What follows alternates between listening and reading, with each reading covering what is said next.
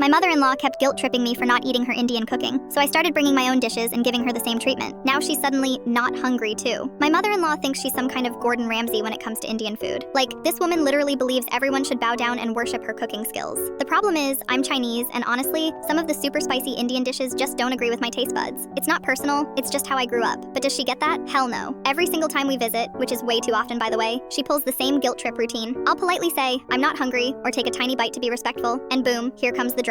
Oh, so you don't like my cooking? She'll say with this fake hurt voice. Or my personal favorite, everyone loves my food, why don't you? Like, lady, I'm not everyone. The thing that really gets me is that on literally the first day I met her, she looked me dead in the eyes and said she doesn't like Chinese food. Not just one dish or two, the entire freaking cuisine. I was so caught off guard I didn't even know what to say. Like, there's thousands of different Chinese dishes from different regions, but sure, just write off all of it. My boyfriend usually jumps in to defend me when she starts her guilt trips, but it always makes dinner super awkward. I just sit there feeling like crap while she acted all wounded and dramatic. It was exhausting. So last month, I decided I was done playing her game. If she wanted to be petty about food, I could be petty right back. I started bringing my own homemade Chinese dishes every time we visited. Not just simple stuff either. I'm talking about my grandma's secret recipe dumplings, hand-pulled noodles, the works. I'd walk in with this huge smile and be like, I'm so excited to cook for you. I really hope you like my cooking. The first time I did it, she just brushed me off saying she wasn't hungry. Classic move, but I wasn't letting her off that easy. I put on my best sad puppy dog face and said, oh, why don't you like my cooking? Then I really went for it. I worked so hard on this. My grandma taught me this recipe before she passed away. It would mean so much if you tried it. You should have seen her face.